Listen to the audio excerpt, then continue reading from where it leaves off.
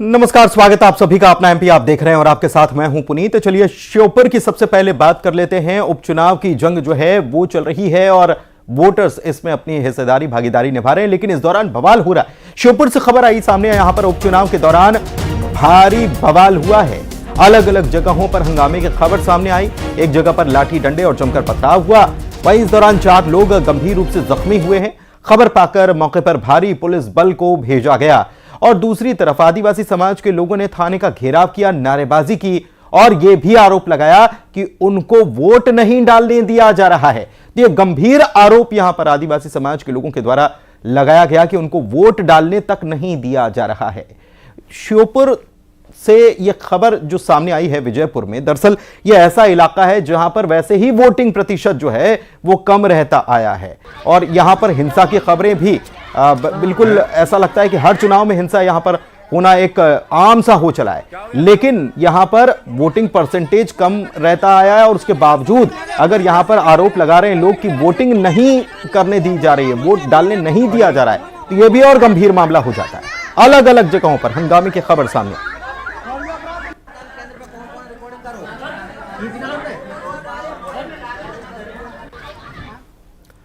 और श्योपुर के सीखेड़ा गांव में बवाल हुआ है। सीखेड़ा गांव में फायरिंग हुई है, यानी गोली चली है। 2 पक्षों में जमकर विवाद यहां पर हुआ और फायरिंग हुई। इसमें एक युवक जो है वो घायल हो गया। इसमें पथराव भी हुआ है। 7 लोग इसमें भी जख्मी हुए हैं। पुलिस मौके पर बाद में तैनात कर दी गई।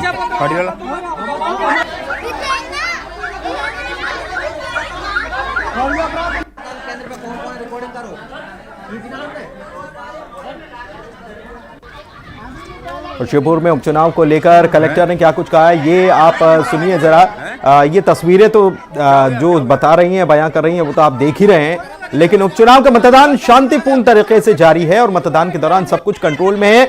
कलेक्टर की तरफ से ये दावा किया जा रहा है। ये भी एक दावा अलग तरीके का हो रहा है, जबकि तस्वीरें यहां पर बवाल के सामने आ रही हैं। पुलिस की तैनाती भी हुई है, फायरिंग की खबर आ रही है, पथराव की खबर आ रही है, वोट डालने नहीं देने के आरोप लगाए जा रहे हैं, लेकिन मतदान के दौरान सब कंट्रोल में, कलेक्टर कह रहे हैं। काफी संख्या में वहाँ पे भीड़ देखी जा रही है मतदान केंद्रों में और लोग शांतिपूर्वक से मतदान दे रहे हैं। हमारे पास बहुत शिकायतें भी आती हैं। 90% से ज़्यादा शिकायतें अफवाह के रूप में प्राप्त हुई। इनको वेरीफाई करने पर पता लगा कि गलत है, लेकिन कुछ जगह पे कुछ शिकायतों में करेक्शन भी हुआ है उसके हिसाब से। जहाँ भीड़ ज़्यादा थी, रश ज़्यादा था, कंट्रोल करना था। कई बार में पोलिंग एजेंट्स फ्रिक्वेंटली आ जा रहे थे, तो ऐसी जगहों पर हम लोगों ने इमीडिएटली स्टेप्स लिए हैं।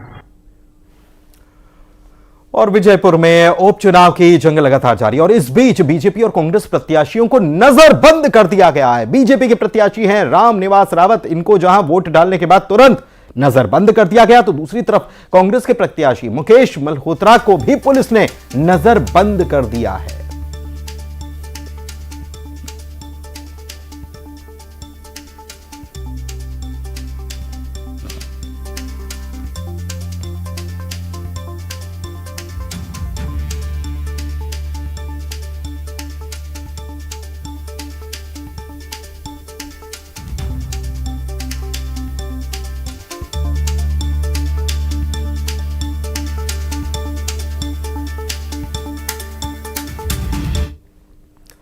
और कांग्रेस के आरोपों पर बीजेपी पलटवार कर रही है। बीजेपी के प्रदेश अध्यक्ष वीडी शर्मा ने बयान दिया है कि कांग्रेस ने आदिवासियों को भड़का दिया है और यह तो पूरा षड्यंत्र ही कांग्रेस का है।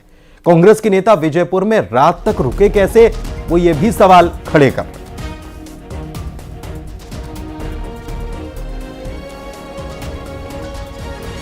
हम यहां से निकल रहे हैं, प्रशासन से बात करेंगे।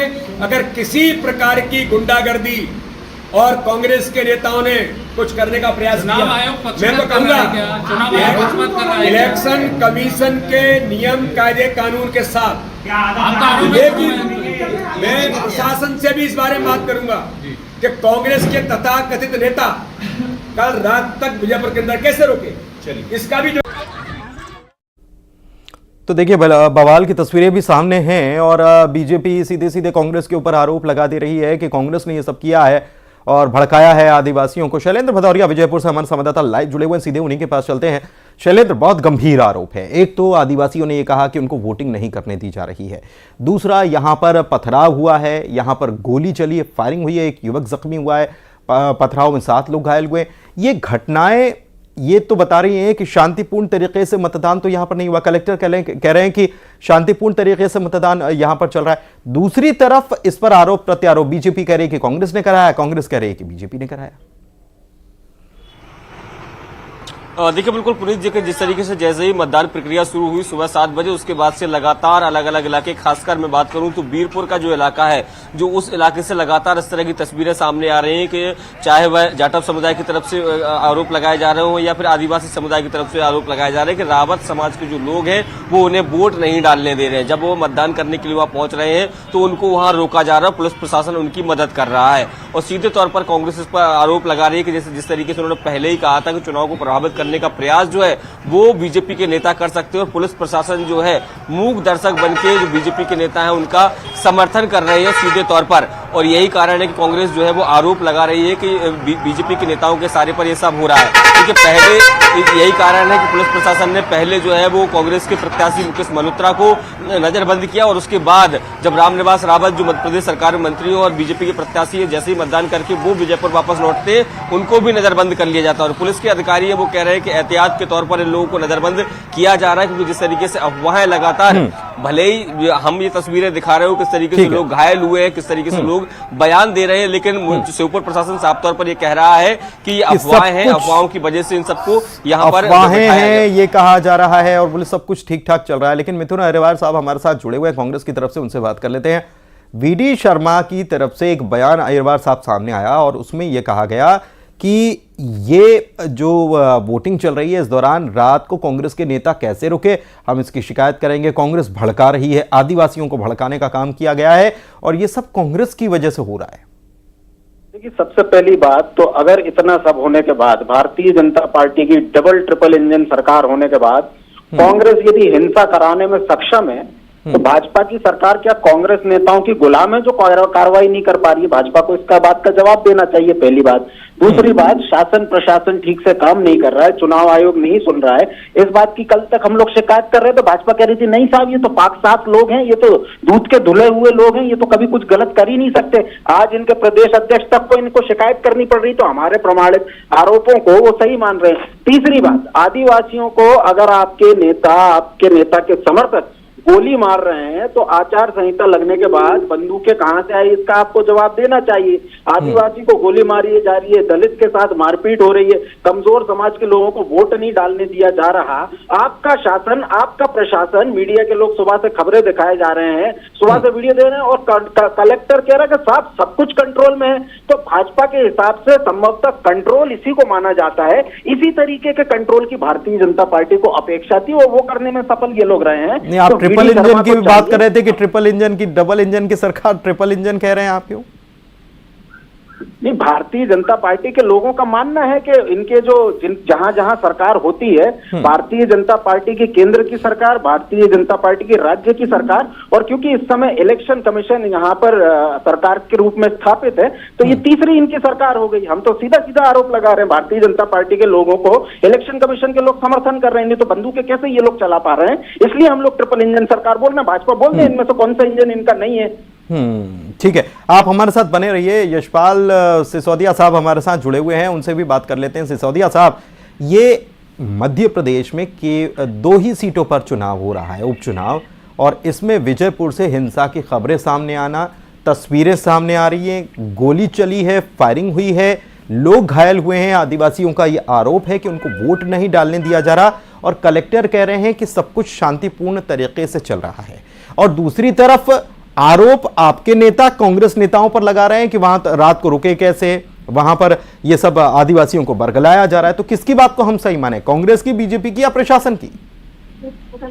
देखिए, जिस प्रकार से परिस्थितियां निर्मित हुई है, जिस प्रकार से भारतीय जनता पार्टी ने अपना पक्ष और अपनी बात बहुत दृढ़ता के साथ प्रदेश अध्यक्ष आदरणीय वीडी शर्मा जी ने की, और कांग्रेस तो चुनाव के प्रारंभ से ही जिस प्रकार से किंतु परंतु कर रही है और कांग्रेस जिस प्रकार से आरोप लगा रही है और विशेष करके चुनाव आयोग को कटघरे में खड़ा करने की कोशिश कर नरेंद्र सिंह तोमर क्यों आ गए हैं, वो किस हैसियत से आ रहे हैं, कलेक्टर का ट्रांसफर करो।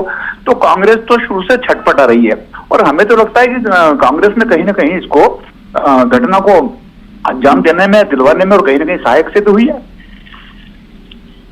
ठीक, बहुत शुक्रिया। मतदान करने के बाद दोनों ही प्रत्याशी बीजेपी कांग्रेस उनको नजरबंद कर दिया गया। इससे समझा जा सकता है कि यहां पर क्या कुछ चल रहा है। बहुत शुक्रिया आप सभी का हमारे साथ जुड़ने के लिए। और बात अब अगली खबर की करते हैं। तो मध्य प्रदेश में उपचुनाव की जंग चल रही है और 2 सीटें हैं जहां पर वोटिंग हो रही है। एक है बुदनी, जो कि बड़ी सीट है, शिवराज सिंह चौहान की ये पहले सीट थी और अब यहां पर उपचुनाव हो रहा है। उनके सीट खाली करने की वजह से रमाकांत भार्गव को मैदान में उतारा गया है बुदनी में। तो कांग्रेस प्रत्याशी जो हैं राजकुमार पटेल वहां उनका मुकाबला कर रहे हैं। और दूसरी तरफ विजयपुर की बात करें तो विजयपुर में हम आपको बता ही चुके हैं कि रामनिवास रावत का मुकाबला मुकेश मल्होत्रा जो कांग्रेस से खड़े हैं उनसे है। और दोनों सीटों से बीजेपी और कांग्रेस के प्रत्याशियों ने मतदान कर दिया। उसकी तस्वीरें आपको हम दिखा रहे हैं।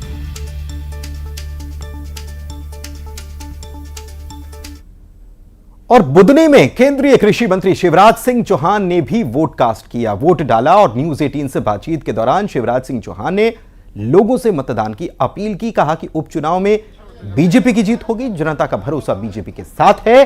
कांग्रेस अभी से हार की रूपरेखा बना रही है। झारखंड में भी बीजेपी की जीत होगी। और लाडली बहना योजना महिला सशक्तिकरण की मिसाल है। सिर्फ बीजेपी की सरकारों ने ही इसे ठीक तरीके से चलाया, बाकी दल ढोंग करने का काम कर रहे हैं।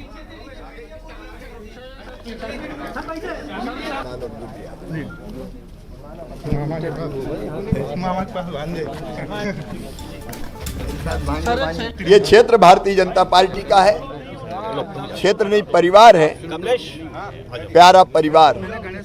और जनता का विश्वास भारतीय जनता पार्टी पर है, मोदी जी पर है। लोग बीजेपी को वोट करेंगे। रमाकांत भार्गव रिकॉर्ड वोटों से जीते।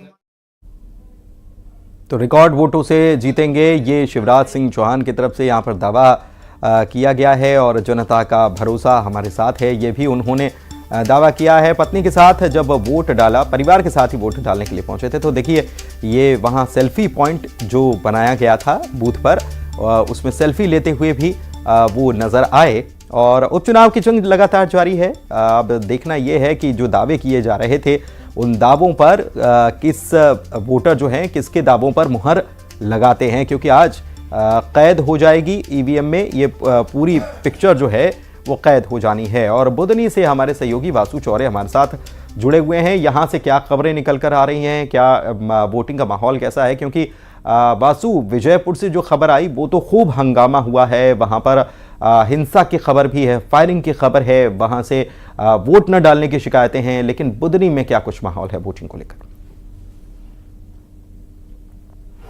बिल्कुल, देखिए अगर विजयपुर से कंपेरेटिवली अगर बुदनी की बात करते हैं तो यहाँ से खबर अच्छी ही है। और अच्छी इसलिए क्योंकि अब तक किसी तरीके की कोई बड़े बवाल की जो खबर है वो निकल कर नहीं आई है। शांतिपूर्ण रूप से जो मतदान है वो चल रहा है। दोपहर 1 बजे तक जो अभी तक का लेटेस्ट आंकड़ा हमारे पास है, करीब 36% के आसपास जो मतदान है वो हो चुका है। इससे थोड़ा सा और ऊपर जो है वो बढ़ सकता है। और 5 घंटे अभी और मतदान में शेष है। शाम को 6 बजे तक जो वोट है वो डाले जाएंगे। बीजेपी और कांग्रेस के बीच यहाँ पर सीधा मुकाबला है। बीजेपी और कांग्रेस दोनों ही दलों के जो प्रत्याशी हैं वो लगातार इस पूरे विधानसभा उपचुनाव के क्षेत्र में घूम रहे हैं, अलग अलग इलाकों में जा रहे हैं, अलग अलग बूथ पर जा रहे हैं।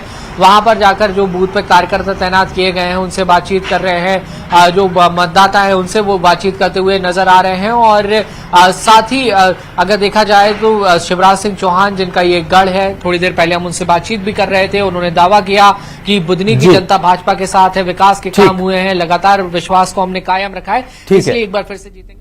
चलिए, बहुत शुक्रिया आपका इस खबर पर जानकारी देने के लिए। नजर आप बनाए रखिएगा। 5 घंटे का वोटिंग का समय और बचा है, करीब 5 घंटे का। और आगे बढ़ते हैं और बात अगली खबर की करते हैं। खबर जो है वो बांधवगढ़ टाइगर रिजर्व से जुड़ी हुई है। पीछे आप मेरी तस्वीर देख रहे हैं हाथियों की दरअसल मौत हो गई थी और बांधवगढ़ टाइगर रिजर्व में हाथियों की मौत हुई थी। इस मामले में अब एक बड़ा खुलासा हुआ है। हाथियों ने चिंगाड़ कर संकट के बारे में संकेत दिए थे। यह बड़ी खबर इस वक्त आपको बता रहे हैं। बमेरा के जंगल में हाथी रात भर चिंगाड़ते रहे। एक बार दो बार नहीं, रात भर हाथी चिंघाड़ते रहे और उनकी मौत से 16 घंटे पहले हाथी लगातार चिंघाड़ रहे थे, लेकिन अधिकारी हाथियों के संकेत को समझ ही नहीं पाए। जबकि हैरानी की बात यह है कि अधिकारियों को या कर्मचारी जो होते हैं वन विभाग के, उनको इस बात की ट्रेनिंग दी जाती है कि किस जानवर का व्यवहार कब कैसा होता है, लेकिन इसके बावजूद भी अगर चिंघाड़ रहे थे हाथी और अगर समझ जाते तो शायद हाथियों की जान बचाई जा सकती थी। 2 किलोमीटर तक हाथियों की आवाज सुनाई दे रही थी। यह भी आप समझिए कि 2 किलोमीटर दूर तक हाथियों की आवाज सुनाई दे रही थी, लेकिन इसके बावजूद वन विभाग के कर्मचारी शायद सो रहे थे, रात भर सो रहे थे। ग्रामीणों ने इकट्ठा होकर शोर मचाया और हाथियों को वहां से फिर भगा दिया। न्यूज़ 18 के पास ये एक्सक्लूसिव वीडियो है। एक्सपर्ट्स के मुताबिक तनाव या खतरा जब होता है तब हाथी चिंघाड़ते हैं। अलग अलग आवाजों के जरिए तकलीफ को भी बताते हैं। बता दें कि बांधवगढ़ टाइगर रिजर्व में 10 हाथियों की मौत हुई। खाने से हाथियों की मौत की आशंका जताई गई। फिर बाद में बेबी एलिफेंट की भी मौत हो गई, जिसे रेस्क्यू किया गया था। रमाकांत दुबे हमारे भोपाल से संवाददाता हमारे साथ जुड़े हुए हैं, उनसे बात करते हैं। रमाकांत, ये जो खबर सामने आई है ये बता रही है कि वन विभाग के कर्मचारी या अधिकारी जो हैं कितने निष्क्रिय हैं हर मामले में, क्योंकि रात भर 2 किलोमीटर तक अगर आवाजें सुनाई देती हैं तो इनको तो ट्रेनिंग बाकायदा दी जाती है कि किस जानवर का व्यवहार किस परिस्थिति में कैसा होता है, लेकिन इसके बावजूद कोई कदम नहीं उठाना। जी, मैं आपको बता दूं कि हाथियों के चिंगाड़ने का ये वीडियो देर रात का है, जब उन्होंने शाम को जो कोदो खाया था जिसमें एसिड पाए जाने से उनकी मौत की पुष्टि हुई है। पोस्टमार्टम रिपोर्ट में ये बात सामने आई है। लेकिन कोदो खाने के बाद हाथियों का व्यवहार जिस तरह से रहा, उन्होंने अपनी मौत के संकेत लगभग 16 घंटे पहले दे दिए थे। बेमेरा के जंगल से ये वीडियो सामने आया है, एक्सक्लूसिव वीडियो है, जिसमें हाथी रात भर चिंघाड़ते रहे, लेकिन वन विभाग के कर्मचारी इनके संकेतों को समझ ही नहीं पाए। दरअसल कहीं ना कहीं उनकी लापरवाही भी है और उनके प्रशिक्षण में इस कमी को महसूस किया जाता है कि हाथियों के चिंगाड़ और उनके व्यवहार को लेकर उन्होंने किसी तरह की कोई जानकारी नहीं जुटाई कि रात में हाथी जंगल में क्यों चिंगाड़ रहे हैं। हालांकि हाथियों की आवाज़ से परेशान होने के बाद ग्रामीणों ने जरूर वहां मिलकर हाथियों को वहां से हटाया था, लेकिन वन विभाग के कर्मचारी इतने निष्क्रिय थे कि वो हाथियों के इस व्यवहार को समझ ही नहीं पाए। हालांकि पोस्टमार्टम रिपोर्ट में भले ही कोदो खाने से जो साइलोपायोजेनिक एसिड पाया गया है जिससे हाथियों की मौत हुई है, इस बात की पुष्टि हो चुकी है, लेकिन जिस तरह से हाथी 16 घंटे पहले संकेत दे रहे थे कि उन्हें किसी तरह की परेशानी है, कोई तनाव है, उनकी जान को खतरा हो सकता है, इसे समझते हुए अगर समय रहते प्रयास किए जाते ये बहुत हैरान करता है, इसलिए क्योंकि छत्तीसगढ़ से मध्य प्रदेश लगता है। छत्तीसगढ़ के जंगलों में हाथियों की आमद इतनी होती है, उनका व्यवहार, ये सारी चीजें जो है, और हाथी एक ऐसा जानवर है जिसके व्यवहार के बारे में तो बहुत आसानी से आम लोगों को भी बहुत कुछ पता है। तभी तो लोगों को डर लगा कि हाथी चिंगाड़ रहा है, ऐसा ना हो कि वो हमला बोल दे या कुछ बात तो है। लेकिन वन विभाग के अधिकारी बताइए, खबर ही नहीं थी, सो रहे थे, क्या पता क्या हो रहा था। शुक्रिया आपका रमाकांत इस जानकारी के लिए। इंदौर की बात करेंगे, जहां पर निजी अस्पताल जंग का अखाड़ा बन गया। देर रात डॉक्टर और परिजनों के बीच जमकर मारपीट हुई और इस दौरान 3 डॉक्टर और 2 गार्ड गंभीर रूप से घायल हो गए। मारपीट का वीडियो सोशल मीडिया पर वायरल हो रहा है और आपको बता दें कि मरीज के परिजनों ने बच्चे के इलाज में लापरवाही के आरोप लगाए। दूसरी ओर डॉक्टर्स की शिकायत पर पुलिस ने मामला दर्ज कर लिया।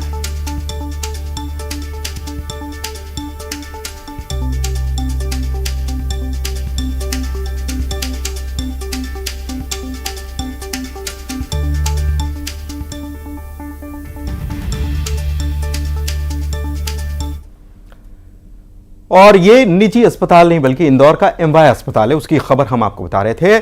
उज्जैन में अलग अलग क्षेत्रों में बदमाशों ने जमकर उत्पात मचाया। इस दौरान बदमाशों ने 3 गाड़ियों के कांच फोड़ दिए, जिसका वीडियो भी सामने आया। वीडियो के आधार पर मामला दर्ज कर पुलिस जांच में जुट गई है।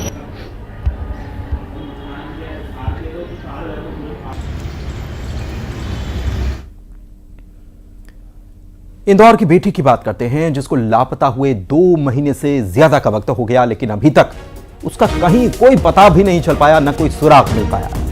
2 महीने से तमिलनाडु के त्रिची से इंदौर की बेटी लापता है, लेकिन अभी तक इसके बारे में कोई जानकारी नहीं है।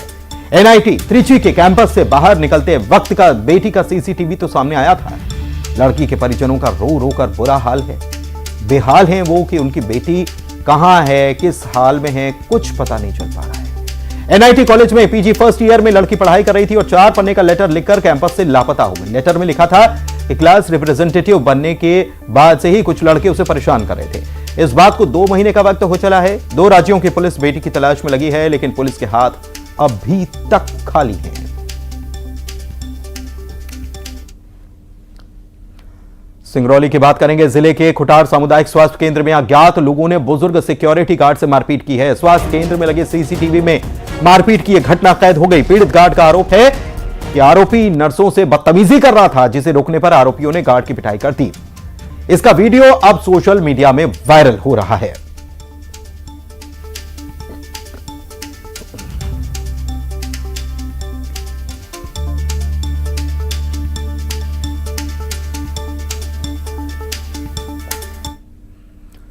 और छिंदवाड़ा की बात करेंगे, जहां पर सीएम डॉक्टर मोहन यादव ने पीड़ितों से बात की है। सीआर के हमले में घायल पीड़ितों से फोन पर उन्होंने बात की है और बहादुर महिलाओं का सीएम ने हौसला भी बढ़ाया है। बहादुर महिलाओं को 1 लाख रुपए देने की घोषणा की गई है। एक दूसरे को बचाने के लिए सीआर से महिलाएं भिड़ गई थी। तो मैंने कलेक्टर को बोला अभी आपसे मिलने आएंगे कलेक्टर, ये ठीक नहीं है। तो मैंने कलेक्टर को बोला अभी आपसे मिलने आएंगे कलेक्टर। हमने कहा कि कलेक्टर को बोला है, एसपी कलेक्टर जो आपसे मिलेंगे भी सही, डॉक्टर से बात करेंगे और आपको वहां अगर अच्छे नहीं हो तो भोपाल बुलवा लेंगे, है ना, ताकि आपको पूरा अच्छा करें। और ये जो आप जो अच्छी बहादुरी से लड़े, तो मैं आपके लिए भी 1 लाख रुपए मंजूर कर रहा हूँ। आपकी बैंक की पासबुक लेना और 1 लाख रुपए आपको उसमें डाल देंगे, है ना, मेरे अपने निधि से। मैंने क्या बोला, वो तो जो आपको अलग से मदद जो मिलेगी फॉरेस्ट के माध्यम से वो मिलेगी, लेकिन 1 लाख रुपए मैं अलग से भी अपनी निधि से दूंगा। मुझे इस बात की प्रसन्नता कि हमारी बहादुर बहनें हैं, दमदारी से लड़ी, तो ये अच्छी बात है। ये बाकी लोगों के लिए प्रेरणा मिलेगी, है ना, इससे बड़ी अच्छी बात है। ठीक है। अरे आप क्या फजलो भाई है, कौन सी माता जी, नाम क्या है? हाँ, फजलो भाई डहरिया ना। और